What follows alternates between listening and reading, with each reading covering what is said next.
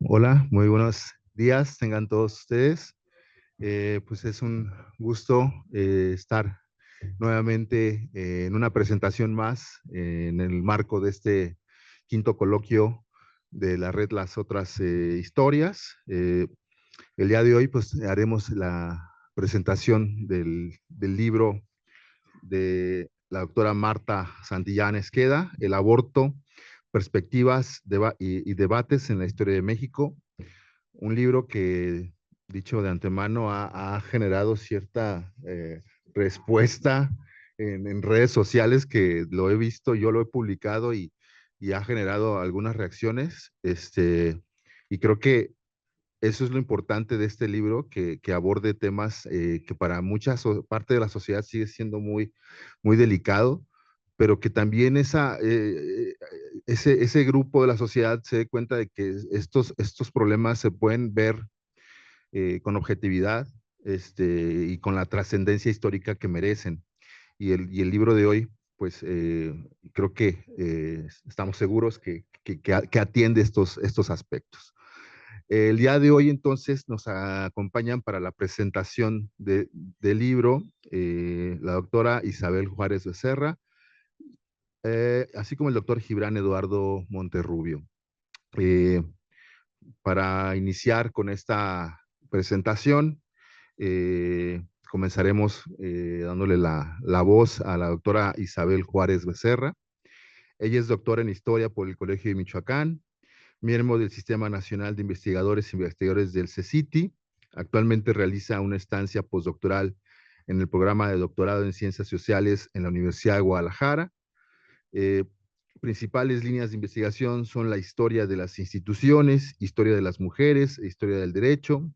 Cuenta con varios artículos y capítulos de libros relacionados a la historia de las mujeres en Nueva Galicia, en especial sobre transgresiones sexuales y cárceles, los cuales se pueden consultar en su sitio de academia.edu.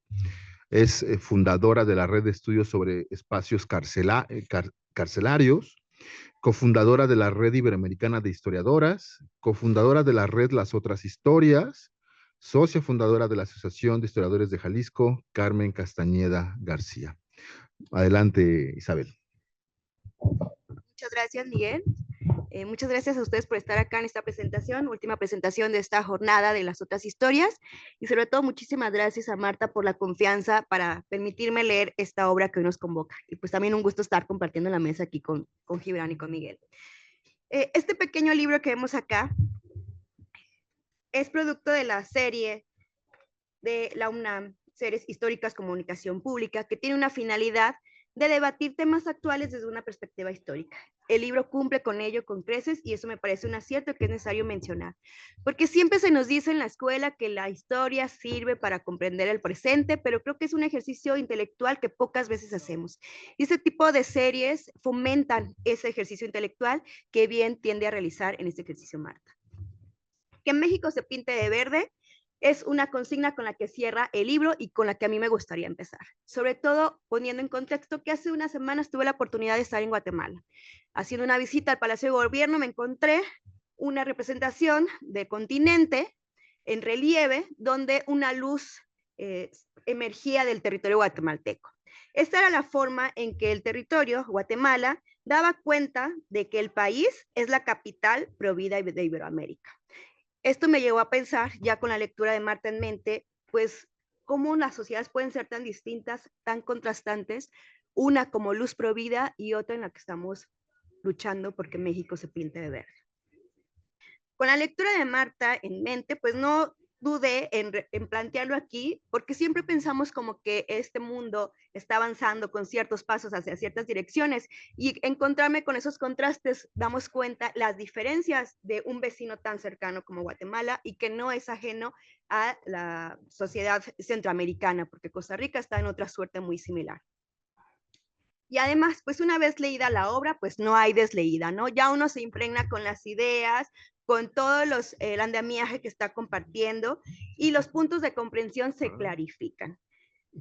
La vinculación que realiza la autora al conectar el presente con el pasado, para mí me parece una novedosa formulación, porque insisto, se ve y se percibe en el andamiaje y en la narrativa. Y es que si bien la autora parte de múltiples preguntas que realiza al pasado, las inquietudes que la llevan a hacer este abordaje son completamente el presente. Ya lo comentó Miguel hace un momento, este tema sigue siendo sensible para la sociedad y sigue siendo de interés público y sigue generando debate. Y nosotros somos perceptibles de ello porque vemos cómo hay marchas a favor de una cosa, marchas en favor de otra cosa y sobre todo mucha mediatización cuando entramos a redes sociales a ver cómo a través desde el anonimato múltiples personas van vaciando ahí sus conciencias, sus ideologías, sus formas de apreciar el mundo y en particular la cuestión del aborto. Esta inquietud por comprender cómo es que México se está teñiendo de verde es la premisa que lleva a Marta a insistir con preguntas al pasado que parecerían a veces como muy lejanas, porque el recorrido que hace me pareció sorprendente que en 100 páginas se vaya hasta el pasado novohispano a comprender cómo es que se ha visto el aborto. Yo decía, pues eso es algo meritorio, porque luego uno en esta elección de escribir, de elegir, ¿cómo haces para poner lo justo y lo medido para comprobar esta premisa, ¿no? Que sin que te desbordes de material, de información y que nos lleves muy bien cuidados en esta guía hacia esa premisa, ¿no? Que busca explicar por qué México sí es posible pensar en este verde, ¿no? El texto, El aborto, perspectivas y debates en la historia de México, genera muchas inquietudes a la vez, ¿no? Lanza preguntas, responde, pero al mismo tiempo nos genera a nosotros otras preguntas, ¿no? Y es que en el objetivo, al momento que logra hacer conexión entre el pasado y el presente, pues va despertando también otros cuestionamientos. Más si consideramos, pues insisto, el tema que parece que sigue estando a flor de piel. El tránsito que hace del periodo novohispano, la construcción del México decimonónico, los postulados de la Revolución, del México del siglo XX, y todo eso hasta llegar al siglo XXI, insisto, en 100 páginas, ¿no? Entre este amplio recorrido de fuentes de naturaleza diversa, que va del análisis de la legislación, de las notas periodísticas e incluso material audiovisual, y ahí incluso como una recomendación muy ahí entre páginas, me tocó ver El derecho de nacer, ¿no? Porque a ver cómo, ¿no? La de los 80s, ajá, la de los 80s de la Verónica Castro, porque luego, pues nos menciona Marta que hay otra versión de 2001 que ya no pegó tanto. Y yo me preguntaba con este juego de diálogo, de preguntas y respuestas, ¿por qué no pegó tanto, no? Reconocemos los malos de los actores del 2001, pero pues a lo mejor las personas ya no se enganchaban con el mensaje que implicaba una novela que triunfó en los 80, ¿no? No solamente porque era la Vero Castro, sino porque pues eso parecía más coetáneo, las representaciones y la forma de empatizar con los personajes y con los mensajes que ellos transmitían, ¿no? Bueno, la autora identificó en esta diversidad de materiales momentos cruciales que me permiten dar cuenta que identificó los momentos en que iban cambiando las mentalidades y eso me pareció substancial porque hace que engarcen de manera muy sencilla, muy fácil, todos esos elementos que recorre a lo largo de este camino histórico, ¿no? Siento yo que Marta fue muy susceptible a todos estos elementos que iban saltando y que daban cuenta de ello, ¿no? Que habla también como de la inmersión en el trabajo de Marta y para poder identificar esos puntos que están resaltando. El texto nos permite comprender los sendos profusos que impregnaron las perspectivas y debates en torno al aborto. Las percepciones de la concepción, de los marcos normativos que lo posibilitan, la significación del cuerpo, de la vida, de la maternidad, la sexualidad, los derechos, la justicia, la feminidad. En este largo pero breve recorrido, comprendemos cómo en el periodo novohispano el entendimiento del aborto se enjuiciaba como pecado y crimen, porque entorpecía el destino del alma como creación divina. Por lo que no era de extrañar que incluso el Tribunal de la Inquisición recibiera por igual casos de herejía y de aborto. Este tipo de analogías que realiza la autora nos van permitiendo situar al aborto dentro de la complejidad de ese mundo novohispano que veían a esta práctica como pecado. Del pecado, el debate transitó a un mundo de la sociedad de derechos. Y en una sociedad que se secularizó, pues el alma dejó de tener cierto peso. Pero se resignificó el aprecio de la vida, por lo que la criminalización del aborto no desapareció. De la moral cristiana poco a poco se transitó a la moral cívica republicana. En el siglo XIX, en términos jurídicos, nos indica la autora que el aborto atentaba contra la vida, sí, pero también contra la familia y la moral pública. Situar la concepción dentro de los marcos normativos del matrimonio generó ciertas consideraciones para aquellas que estuvieran el fruto de su vientre en aras de conservar su honor. El rastreo meticuloso que realiza la autora sobre las distintas definiciones de aborto a lo largo de distintos códigos que se fueron generando en el país se acompaña también de ese análisis de lo que entramaba cada definición, de las notas de legitimidad e ilegitimidad que encerraba cada consigna, de los agravantes y atenuantes que envolvían estas definiciones, de la forma en que se construían poco a poco, de manera diferenciada, la construcción sobre el aborto, de la manera en que se persiguió sí a la mujer que aborta, pero también a las personas abortadoras, es decir, a los médicos o parteras que ayudaron a tales efectos, quienes además de sufrir cárcel, podían perder sus licencias. Con este tipo de acciones, la autora nos muestra cómo las leyes y la sociedad orillaban a los abortos clandestinos o al uso de prácticas riesgosas para poder abortar, es decir, que la práctica se cometiera sola de manera individual, ¿no? Afortunadamente ahora sabemos que existen otros grupos consolidados de aborteras que acompañan y orientan también en estos casos, ¿no? Comprender el lento camino de la legalización se acompaña de las luces que abrían las excusas absolutorias del aborto. Por ejemplo, las que permitían la interrupción del embarazo cuando era resultado de una violación, cuando estaba en peligro la vida de la madre o cuando existían deformaciones del feto. Aunque todo esto tenía también asegúnes. Por una parte,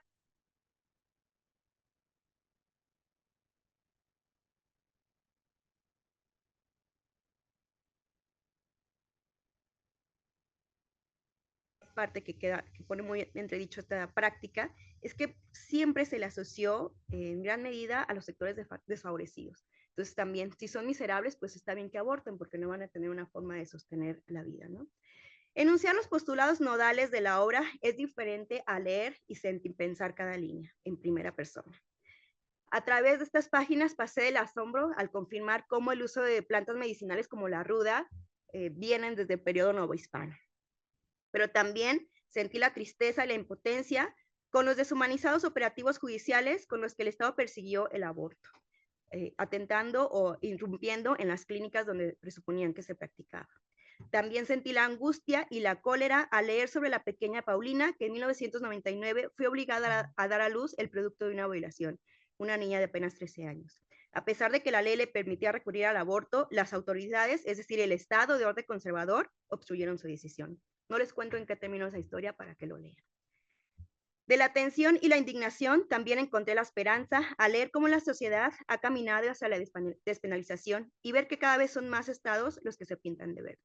Mi invitación es, por supuesto, a leer la obra, pero sobre todo a sentir ese arcoíris de emociones, que hoy cada vez se pinta más de verde.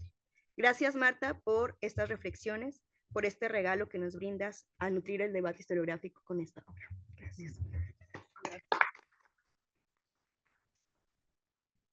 Gracias, Isabel, por tu presentación, tus reflexiones a este libro de Marta. Pasemos ahora a los comentarios de Gibran Eduardo Monterrubio. Él es doctor en Historia por la Universidad de Guadalajara, actualmente postdoctorante en el CIESAS Occidente y profesor en el Departamento de Ciencias Sociales y Jurídicas del CUSEA de la Universidad de Guadalajara. Su trayectoria académica y profesional se ha centrado en el estudio de la historia sociocultural, con especial interés en el catolicismo conspirativo y la justicia penal federal. Es miembro fundador de la Asociación de Historiadores del Jalisco Carmen Castañeda García y de la red Las Otras Historias, donde coordina un seminario permanente. Asimismo, participa en los seminarios de investigación Historia Sociocultural de la Transgresión y Sociedades Reservadas y Grupos Secretos Católicos en México, siglos XX y XXI. Ambos con sede en la UNAM. Su más reciente libro tiene como título Enemigas de Estado, mujeres cristeras acusadas de atentar contra la seguridad nacional en Jalisco, el cual pertenece a la misma colección en el que está este libro de Marta, y fue editado por el Instituto de Investigaciones Históricas de la UNAM. Bueno, adelante, Gibran. Muchas gracias, Miguel. Y gracias, Marta, por considerarme para realizar los comentarios de tu más reciente libro. Antes de comenzar, debo confesarles que tenía cierto temor al aceptar, porque no soy especialista en este tema, pero he compartido el escenario y espacios con la doctora Marta, porque además también tienen que saber que fue mi maestra en una estancia por un año o un semestre más bien que hice en Ciudad de México. Y desde entonces hay un elemento articulador ahí que nos ha hecho confluir en espacios de este tipo y es el fenómeno de la transgresión. Pero eventualmente cuando fui leyendo el texto me di cuenta que en realidad había muchísimos puntos de confluencia, ya que hay un actor central en todo el libro y que atraviesa todos los momentos cronológicamente del análisis y es la Iglesia Católica, que ha estado ahí siempre. Y que no solo eso, sino que el texto también intenta demostrar de alguna manera que la movilización, la organización y sistematización de la protesta católica se fue sofisticando cada vez más, al punto que incluso llegó a tener muchísimas victorias a lo largo de los distintos contextos. También, antes de leerles los comentarios, me disculparán que en todas mis intervenciones he leído, pero he estado un poco frágil con ello y no me siento tan seguro en estos momentos.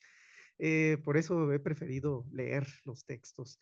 Pero también me gustaría comenzar con una reflexión que me parece muy pertinente y el hecho de que este texto se esté discutiendo y comentando aquí, en este momento, en esta ciudad, en este estado, no es nada arbitrario, porque el 17 de febrero se abrió la primera clínica de interrupción legal del embarazo aquí en Guadalajara.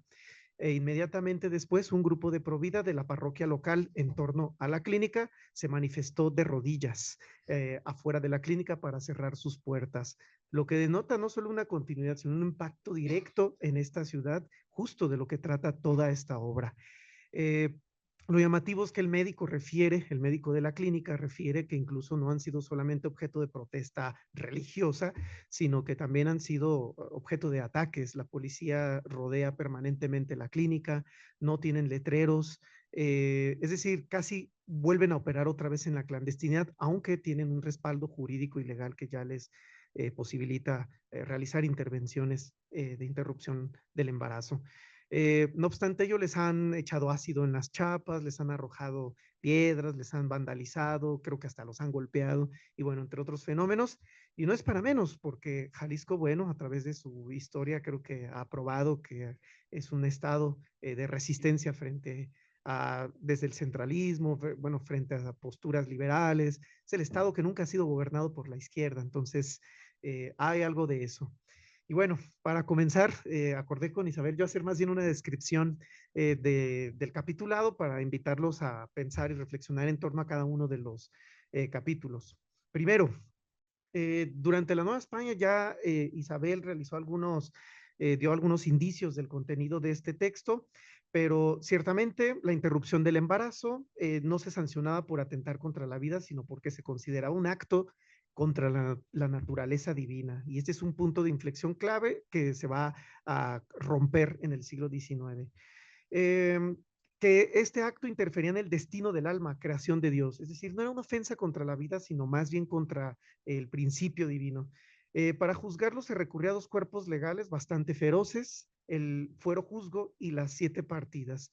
Pero si algo también intenta demostrar el texto de Marta Santillán, es que aunque la norma o la ley fuera particularmente severa, la realidad judicial de los juzgadores distaba muchísimo del texto.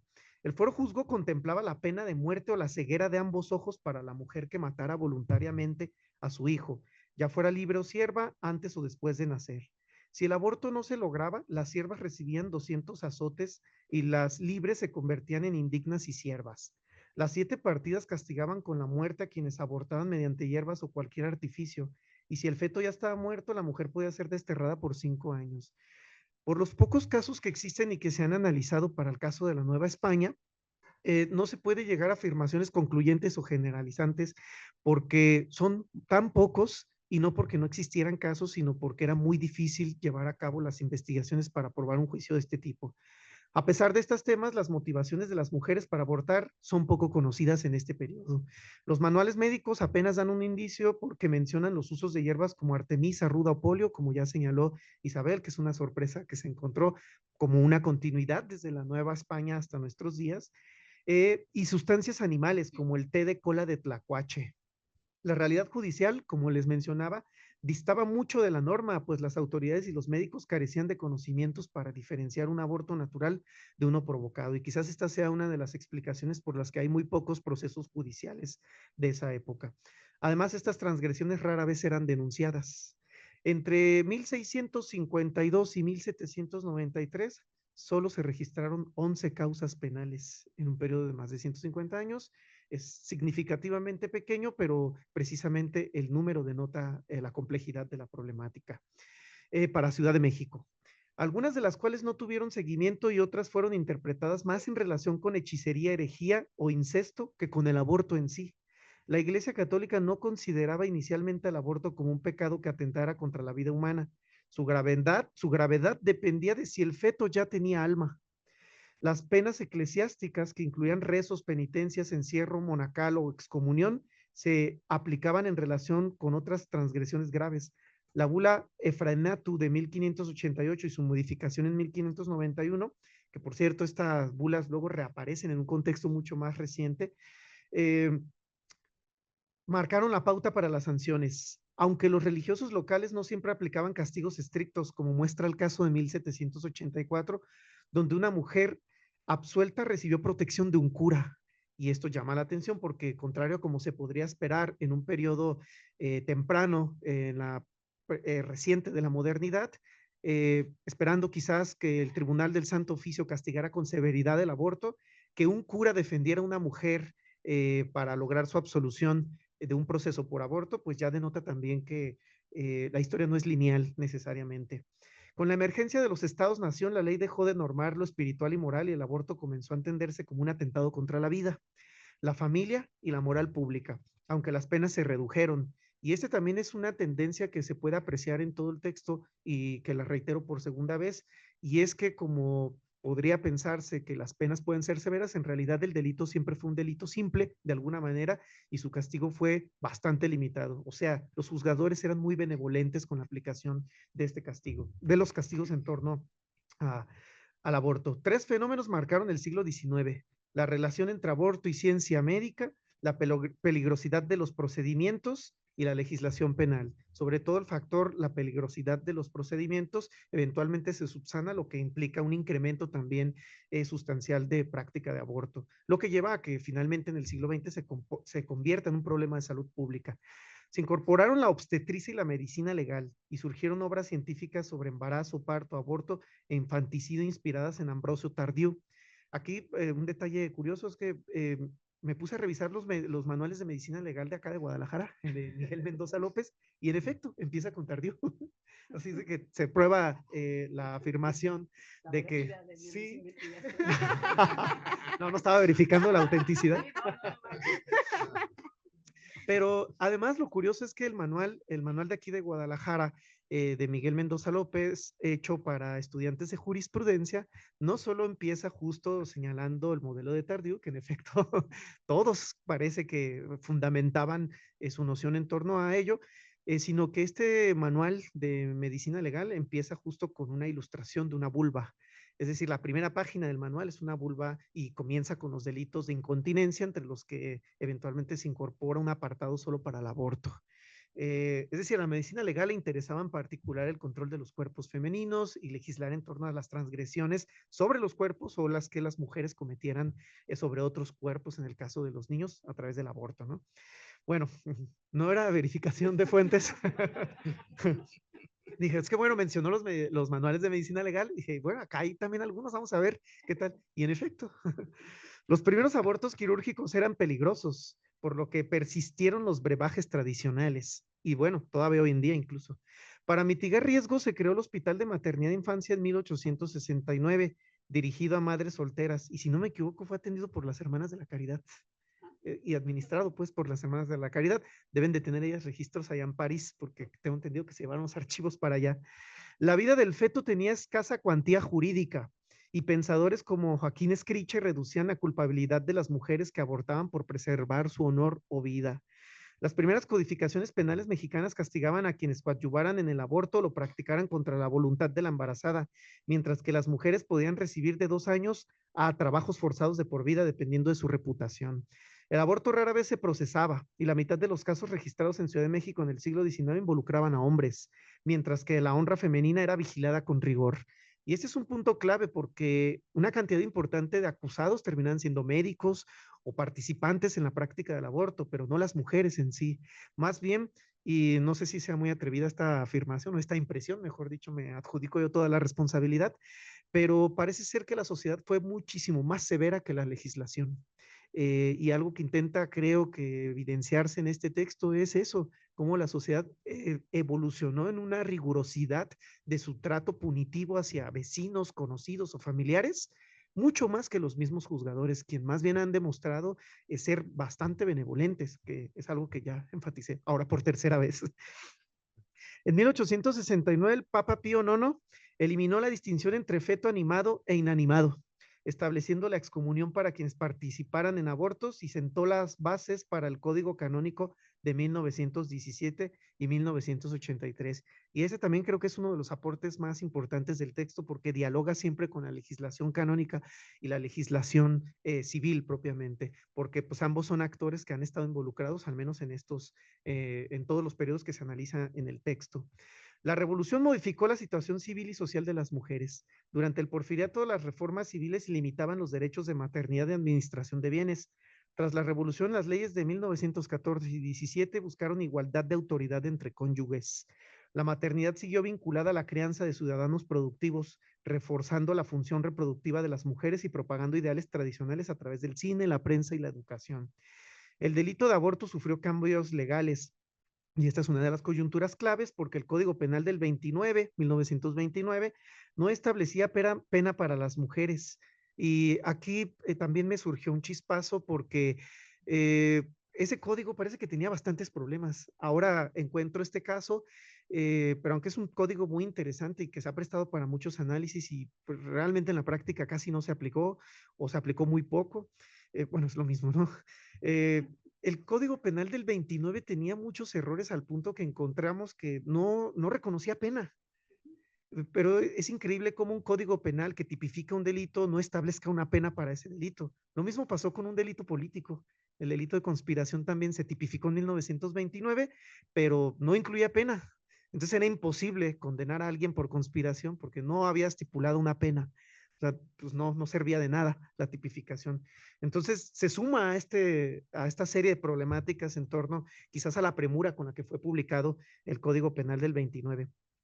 En cambio, el Código de 1931 evidentemente enmendó estos problemas y castigaba la eliminación del embrión, estableciendo el feto como ente jurídico separado. Bueno, y creo que es la primera vez que el feto adquiere personalidad jurídica. Las reformas de 1949, 58 y 63 no modificaron sustancialmente el delito y a finales de los años 30 se consolidaba un debate entre el pensamiento científico y la influencia católica sobre la percepción del aborto. Médicas feministas como Matilde Rodríguez Cabo y Ofelia Domínguez Navarro argumentaron que las leyes eran injustas para las mujeres pobres vulnerables a la precariedad económica y social. Aquí también observé un detalle común a otros entornos y es que Matilde Rodríguez Cabo, siendo la primera psiquiatra mexicana, con tendencias feministas, pero también, y claro, antes de que el nacionalsocialismo se manchara por la Segunda Guerra Mundial, también de tendencias nazis y germanófilas, por decirlo así. Pero este elemento era común incluso hasta para las comunidades católicas. Es también un momento en el que el catolicismo se refuerza a través de nuevas organizaciones. Estamos pasando la Guerra Cristera. Además, Matilde Rodríguez Cabo era esposa de un general que controlaba las Islas Marías, donde estaban encarcelados los presos políticos católicos. Sabía discrepancias ahí en lo particular. Eh, y bueno, ambas argumentaban que las leyes eran injustas para las mujeres pobres y esto también es clave porque el factor socialista también empieza a penetrar ya en la política mexicana y se vuelve parte del vulgo o de la jerga política o científica de estos mismos actores. Por ejemplo, muchas publicaciones de psiquiatras en esa misma época, pues también adoptaban esta concepción de la clase obrera o de las clases, incluso desde una perspectiva marxista empiezan a politizar la medicina y se evidencia en el caso de Matilde Rodríguez Cabo. Un caso relevante es la redada del 41, que es un caso excepcional porque además es el único registrado de ese tipo donde además se observa pues la violencia extrajudicial poco regulada de los cuerpos policíacos o de las entidades de seguridad que participaban, porque insisto, era más pesada y más rigurosa esta concepción moral que la legalidad en sí misma, donde 20 mujeres y un médico fueron detenidos, destacando la violencia judicial y médica. Las mujeres de clase baja, con escasos recursos y alejadas de redes de apoyo, eran víctimas frecuentes, recurriendo al aborto, al abandono del recién nacido para proteger a su trabajo, su reputación o su supervivencia. Pero aquí denota un elemento clave, es que es la primera vez que aparecen en la prensa y en casos de este tipo, mujeres de clase media, con la redada de 1941. ¿Por qué? Pues bueno, porque además las mujeres de clase media podían solventar de alguna manera mucho más controlada y mantener más en el ámbito privado este tipo de prácticas, y por eso no salían a la luz y eran las menos denunciadas además. Eh, la mejora de la obstetricia y la ginecología y los métodos anticonceptivos redujo bastante los riesgos, pero también generó denuncias cuando surgían complicaciones médicas graves. Y de hecho era cuando justo entraban a los procesos penales, era cuando algo se complicaba. O sea, cuando ocurría o salía algo mal, era cuando de alguna manera llegaban hasta los juzgados. Las políticas públicas de apoyo a madres solteras eran inexistentes y la responsabilidad masculina rara vez se cuestionaba. El abogado penalista Francisco González de la Vega abogó por la educación sexual y la investigación de la paternidad, medidas ignoradas por los grupos católicos, incluso perseguidas. Se sabe que con la reforma del artículo 3 constitucional, una de las consignas de los grupos católicos era justo prohibir la educación sexual en las escuelas. Los médicos moldearon la moral sexual y el ideal femenino. El cine, la radio, la prensa y la televisión reforzaban la imagen de la mujer recatada y dedicada a la maternidad, vinculando el aborto a la disolución social. Otro punto clave que también llamó muchísimo mi atención: delito de disolución social surgió en la Segunda Guerra Mundial para perseguir prácticamente a católicos que apoyaran al fascismo, nazismo o el falangismo español. Entonces, que hubiera una asociación entre aborto y disolución social tenía una tendencia bastante clara y marcada. Los enemigos del Estado son los nazis y el aborto.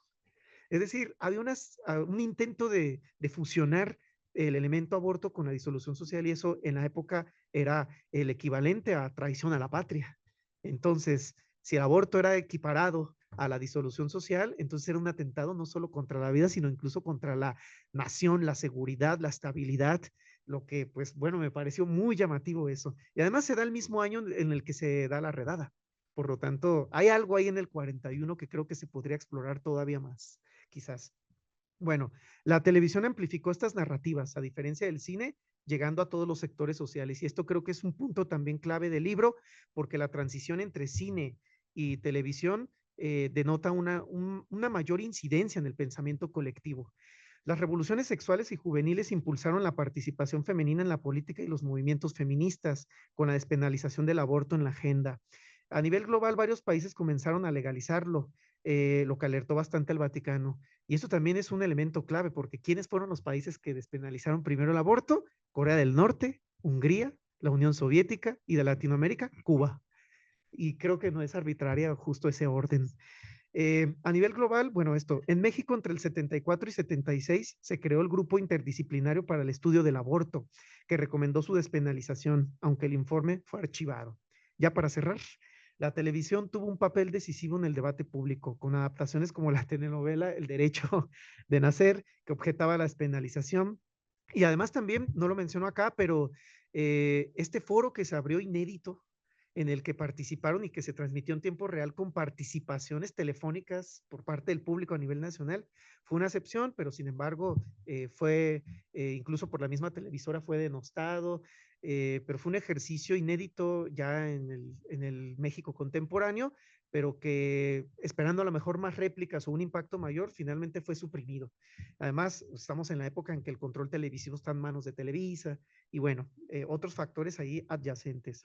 Entre el 79 y 83, movilizaciones de grupos conservadores que nunca se detuvieron desde la encíclica Rerum Novarum, o sea, desde 1892 hasta todavía hoy, pues ahí están quemando las chapas de la clínica, no se han detenido. Y algo que resalta el texto de Marta es que más bien se han reforzado. Y a diferencia de los grupos feministas, y sin ninguna intención de restar algún tipo de importancia, más bien se prueba que los grupos católicos tienen o han demostrado tener una capacidad de movilización incluso mayor y de convocatoria. Pues bueno, además tienen el poder parroquial, que es un sistema radial de control ciudadano, o sea, tienen instrumentos también sociales y morales, pues de mayor alcance y milenarios o centenarios para el caso de México, lo que denota pues que en efecto pues el impacto ha sido mucho mayor y eso retrasó definitivamente la despenalización del aborto. Finalmente, el texto también concluye con algunos balances recientes, muy recientes, porque el texto se acaba de publicar, o sea, está todavía recién salido del horno, y pues el balance es muy cercano y ya menciona incluso los casos mucho más recientes de estados que ya despenalizaron. La tendencia definitivamente apunta a que el país entero adoptará estas medidas legales. Y bueno, yo aquí ya le paro. Espero haber hecho algo y agradezco nuevamente a la doctora Marta por haberme contemplado para esta participación. Es un gusto y un honor para mí. Muchas gracias.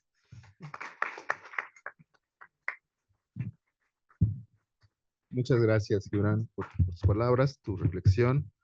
Pues ahora demos la palabra a la autora de este interesantísimo libro, a Marta Santillán. Antes les leeré una breve semblanza de su trayectoria. Ella es doctora en Historia por la Universidad Nacional Autónoma de México. Sus líneas de investigación se centran en la historia social y la historia cultural del crimen y la locura criminal, con énfasis en estudios de género, perdón, en estudios de género de las mujeres, y prioritariamente en la primera mitad del siglo XX. Es profesora investigadora del Instituto de Investigaciones Dr. José María Luis Mora y pertenece al Sistema Nacional de Investigadores e Investigadores. Ha realizado labores docentes en diversas instituciones públicas y privadas. Es codirectora del Seminario de Historia Sociocultural de la Transgresión, que sesiona desde el 2014 en el Instituto de Investigaciones Históricas de la UNAM, y dirige el seminario Divulgación de la Historia en el mismo Instituto Mora.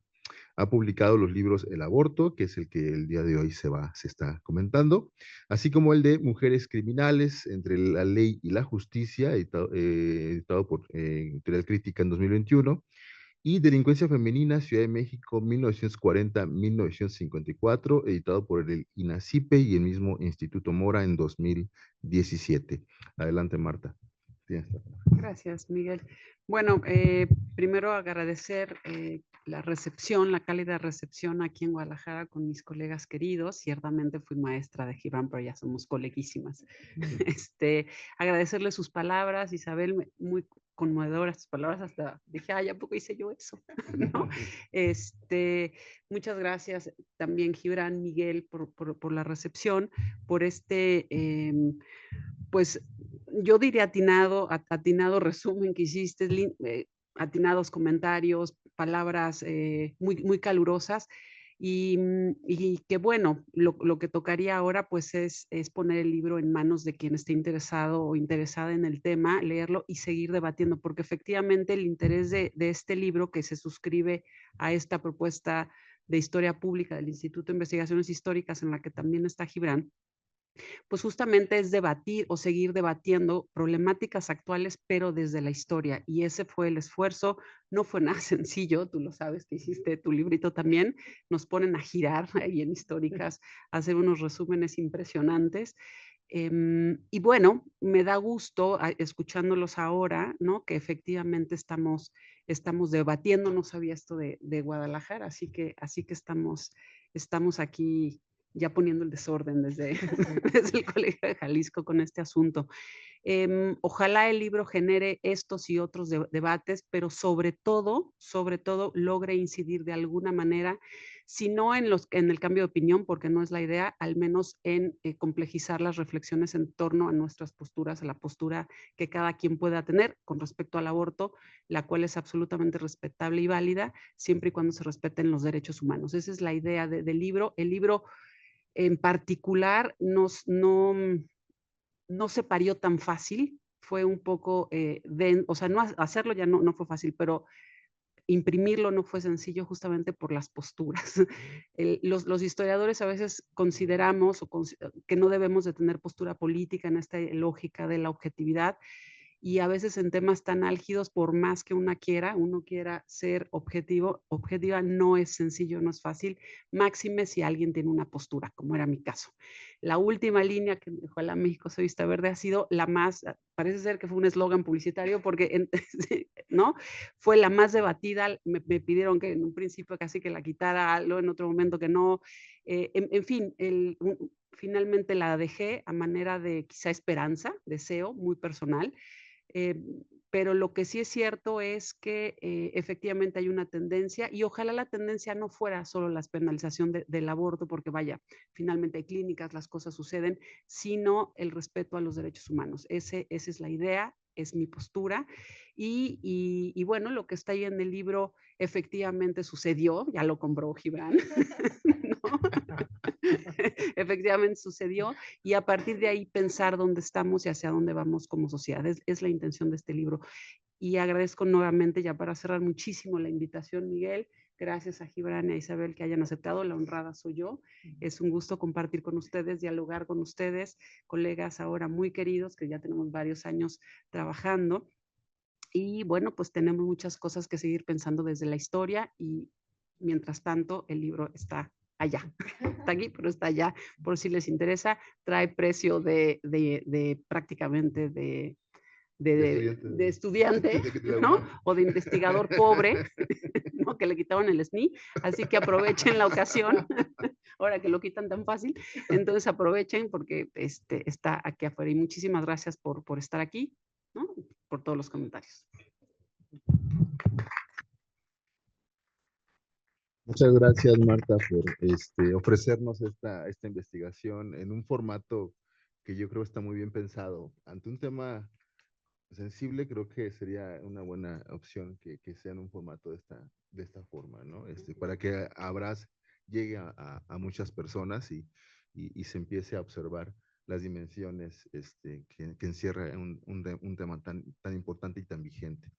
Tenemos tiempo para, si están de acuerdo, abrir un espacio para comentarios, preguntas que quieran hacerle, pues, ya sea a Marta o a los presentadores que estuvieron acompañándonos el día de hoy. Sí, Andrés, allá tiene.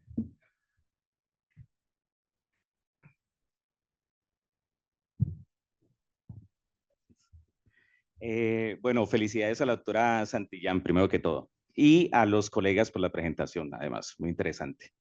Bueno, me surge una inquietud con respecto a lo que apuntaba Gibran, en el sentido de esta disparidad entre la legislación y la práctica judicial, ¿no? En una época donde ya supuestamente, según la historiografía, se ha superado esa barrera que podemos situar más o menos en la época de la codificación, ¿no? Se supone que antes de la codificación, estas dos cosas iban por caminos diferentes o muchas veces se iban por caminos diferentes por todo lo que eran las rémoras del arbitrio judicial y bueno, un montón de consideraciones ahí que entraban a jugar en lo que era la sentencia final, ¿cierto?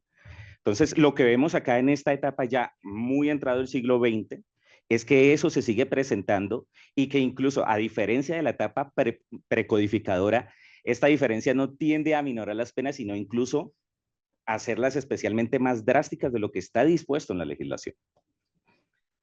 Entonces, yo le quería preguntar a la doctora, ¿usted qué tanto ha visto esta disparidad entre legislación y práctica judicial en este caso del aborto? ¿Y cree que se debe a este endurecimiento, más allá de lo que Gibran comentaba acerca del éxito de las sociabilidades políticas católicas en un contexto como el nuestro?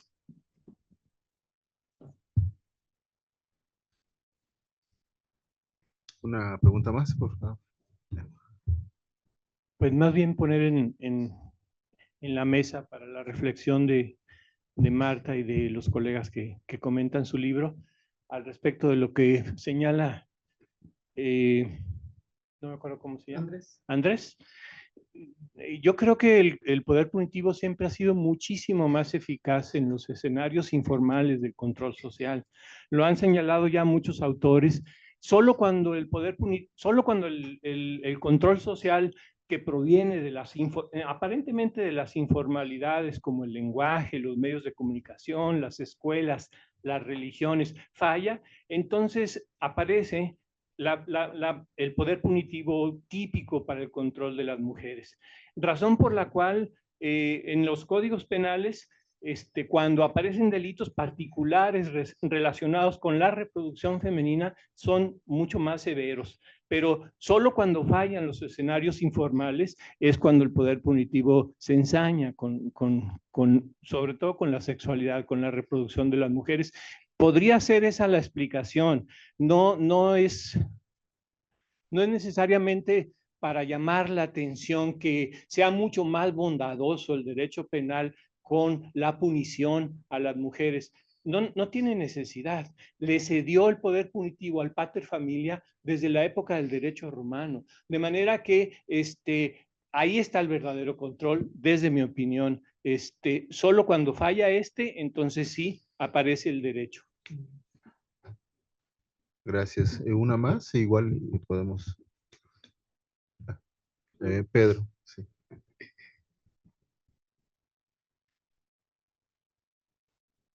Ahorita me quedé pensando, comentabas, Gibran, en emparejamiento, la disolución y el tema de disolución social y el aborto.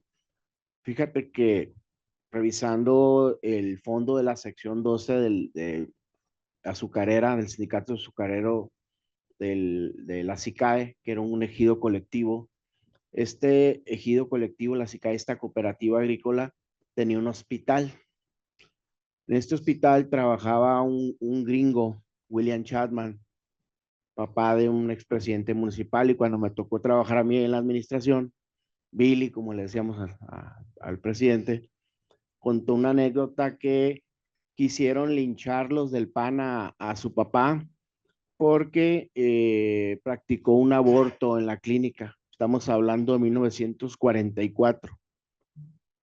Y fue incluso uno de los regidores, que era su compadre, andaba queriendo averiguar cómo retirar el compadrazgo, porque su compadre había hecho en esta clínica comunista, porque la Sociedad de Interés de Crédito Agrícola y Emancipación era de filiación, digamos, rojilla, pues. Pero precisamente Los Mochis fue uno del epicentro de la fundación del Partido Acción Nacional en Sinaloa. Total que un escarcinio, ya me puse a revisar la prensa y dije, esto da para un paper, dije, o sea, fue un conflicto muy serio, incluso fue llevado a declarar el doctor Chapman, y la prensa le dedicó el debate, aliado del Partido Acción Nacional, le dedicó 3 meses todos los días, notas pidiendo que lo expulsaran de la ciudad por ciudadano no grato. Entonces, realmente a veces, y aquí lo complejo, en el hospital hubo líderes obreros marxistas guadalupanos que pidieron la expulsión del doctor Chapman, ¿no? Gente con su oficina, con la bandera rojilla, pidiendo la expulsión del doctor, pues supuestamente ellos de filiación marxista, comunistoide, pidiendo la expulsión del doctor Chapman porque practicó el aborto una adolescente que fue violada. Entonces el gringo dijo que era contra natura esto, que era una barbarie, y que él accedió con todos los riesgos políticos. Muchas gracias. Pues, si quieren, respondemos. Sí, bueno, pues muchas gracias por las preguntas, los comentarios, para seguir reflexionando. Voy a lo mejor a revolver las intervenciones. Efectivamente, Elena Larrauri ya había planteado, ¿no? Y planteó desde los años 90 esta idea de los controles formales e informales con perspectiva de género, en donde las mujeres, ¿no?, son sometidas en el Estado patriarcal, que está dividido entre público y privado, dicho de manera muy veloz, ¿no?, sometidas a un primer control, que es el informal, que es el familiar, el comunitario, el religioso. Ahora, efectivamente es así. No obstante, ¿no?, el peso punitivo de la ley, cuando llega, va a depender del delito y del bien jurídico que se esté buscando proteger. Y aquí justamente lo que yo logro dar cuenta es que el bien jurídico en los casos de aborto, hasta el siglo XX entrado, es la vida. Antes de eso, ¿no?, y aún así en el siglo XX, tiene una dimensión moral muy fuerte antes que la vida. Y en ese sentido, los delitos de orden moral, como ya lo ha estudiado Lisa Specman, los delitos de orden moral son los que se tasan con menos valía como bien jurídico. Y en esa medida, aunque hay un delito contra la muerte, que es en el, digamos, en el rubro en el que cae aborto e infanticidio, lo cierto es que su dimensión moral lleva a una aplicación de justicia mucho más benigna, incluso desde la ley, en una tipificación mucho más benigna que el resto de los delitos contra la vida. Desde esa lógica, y dado que es un asunto moral y que efectivamente esta moral está ligado a la conformación de la honra femenina, ¿no? Cuando esta honra femenina se pierde por engaños, por abusos, hay una justicia aún más benigna y los castigos son bastante bajos, desde el 19, ¿no? hasta el 20 entrado, es decir, en el código de 31, un aborto honoris causa se castiga con 6 meses. O sea, para entonces ya acabó el proceso, si es que se castiga. ¿No? Y si no es honoris causa, es decir, si es un hijo legítimo el que se está abortando, se castiga con 3 años. Y muchas veces, si llega a 2 años el castigo, alcanza fianza. Es decir, se castiga realmente poco, que es lo que está tratando de decir o rescatando Gibran. O sea, en realidad, ¿no? El tema del aborto se vuelve más un debate público en el ámbito efectivamente de los discursos y de la construcción de la feminidad, más que un debate jurídico en el ámbito de un bien jurídico que hay que proteger, como sería el caso de la vida, por ejemplo. Y en el Código Penal Federal de 31 sigue vigente tal cual, ¿no? Y a pesar del mandato de la Suprema Corte de Justicia, sigue vigente en el código la tipificación de aborto y sigue castigándose con 6 meses de prisión, o sea, no es nada. Ahora, el escándalo, dicho en palabras de Marta Lamas, que pueden hacer ciertos grupos católicos, porque no todos los católicos, por supuesto, ciertos grupos católicos con respecto a la despenalización del aborto, cuando vemos que se castiga con 6 meses, es ahí donde hay que preguntarnos por qué tanto escándalo si solo se castiga con 6 meses. Es decir, ¿qué es lo que está en juego? Y lo que está en juego en realidad, ¿no? Va a ser, ¿no? El tipo de mujer que se supone que una debe ser en función de la sexualidad ejercida, efectivamente ejercida. Y eso es lo que está ahí en debate para los grupos católicos, que justamente como esto los articula, hablando del aborto en particular, es más fácil aglutinarse, más todo lo otro que has dicho, que yo no lo había pensado, pero es cierto, ¿no? Frente a grupos católicos, feministas, que lo que tienen, ¿no? Son muchas propuestas en su agenda política, y entonces se disemina, digamos, la fuerza que puede tener solamente el aborto, ¿no? Y por ahí puede ser que esté la respuesta.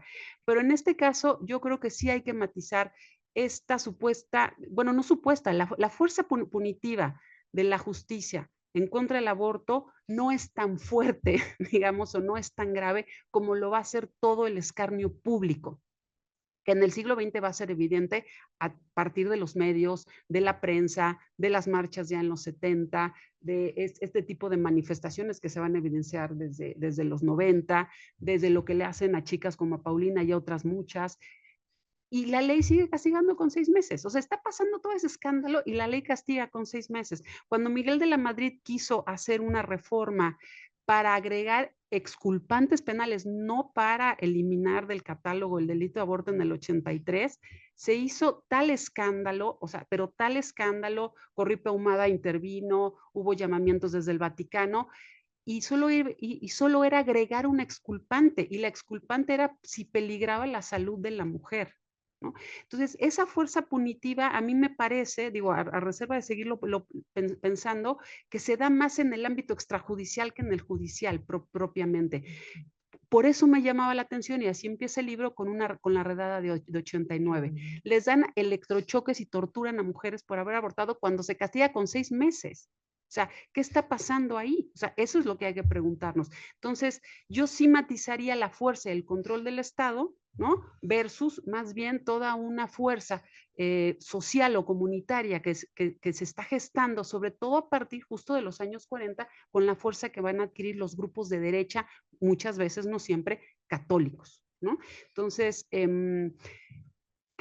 es lo que está pasando en la colonia? En la colonia lo que pasa es que ahí sí se castiga con la ceguera, pero en los poquitos casos de aborto que hay, hasta las ayudan los curas, ¿no? Ahí sí hay una disparidad. ¿Por qué? Es decir, primero porque hay que demostrar que efectivamente abortó. La mujer puede decir que no, en primer lugar. Entonces, no le vas a sacar los ojos a una mujer que le está diciendo, ¿no? A la justicia, pues es que no aborté, se me salió el niño, ¿no? O me golpearon o me caí, en primer lugar. Y en segundo lugar, la muerte en la colonia está a la vuelta de la esquina para todo el mundo. Y las mujeres que abortan generalmente son jóvenes, por lo tanto son casaderas, son fuerza de trabajo. Difícilmente la vas a matar. O sea, hay que entender también esas lógicas de la época, ¿no? Y por otro lado, los niños se mueren tan fácil que uno más es una raya más el tigre.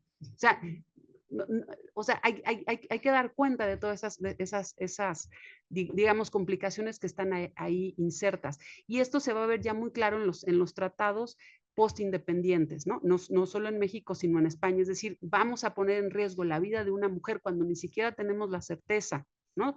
Lo dice Scritch, está en Febrero Mexicano, lo dicen varios. Ni siquiera tenemos la certeza si efectivamente abortó.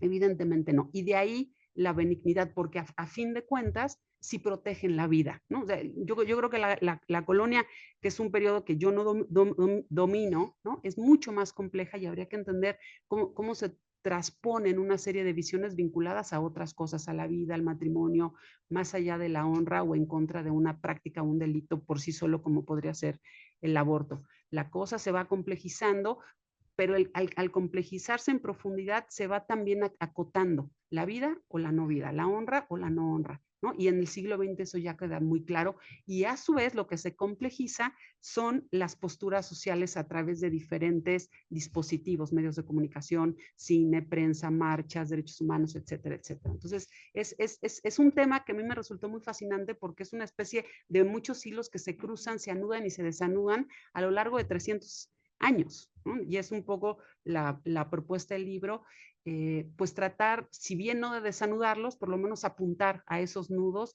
para poder tener una postura más reflexiva en el presente con respecto a la problemática. Así que les agradezco mucho las intervenciones y las preguntas. No sé si quieren agregar algo a los otros comentarios, tanto de Gerardo como de Pedro. Bueno. Sí, Gerardo. Espero que no se sienta como polémica, pero yo creo que 6 meses o 6 días es demasiado para la vida de un ser humano. De manera que si perdemos en perspectiva el poder simbólico que tiene una condena desde el derecho penal hacia los cuerpos femeninos, pues vamos a estar descuidando. Yo creo que también alrededor del aborto honoris causa debe de reflexionarse al respecto de si es benévolo o no la penalidad la punibilidad que nos parece tan pequeña, porque en realidad no está protegiendo a la mujer, está protegiendo puros pactos patriarcales que tienen que ver con el buen honor, entonces, si estamos convencidos de la despenalización del aborto, estemos convencidos de la despenalización del aborto. 6 días o 6 meses es mucho. Gracias, Gerardo. No, por supuesto. A ver, en términos simbólicos tan lo es que hay que despenalizar el aborto, es la postura, pero si lo vemos en términos puramente jurídicos, en donde los bienes jurídicos están tasados con diferentes niveles, bueno, en ese sentido, digamos, en ese sentido nada más, si es un delito a la vida y el máximo castigo por un delito a la vida en el Código 31 son 30 años en el caso de parricidio, ¿no? Versus los 6 meses en el caso de aborto, es una pena tasada de manera benigna, considerando que es un delito contra la vida. Ahora bien, el peso del término simbólico, o sea, el peso simbólico del término, digamos, del término jurídico aborto, se evidencia justamente en las pugnas, y lo que hay detrás y el no permitir que se despenalice el aborto, pues tiene que ver justamente con sostener un sistema patriarcal y un control ante la sexualidad de los cuerpos. Digo, eso inevitablemente. Lo que yo sí insistiría es en dar cuenta que el peso punitivo hay que verlo desde lo jurídico y en todo caso dar cuenta en términos sociales amplios de su peso quizás simbólico, ¿no?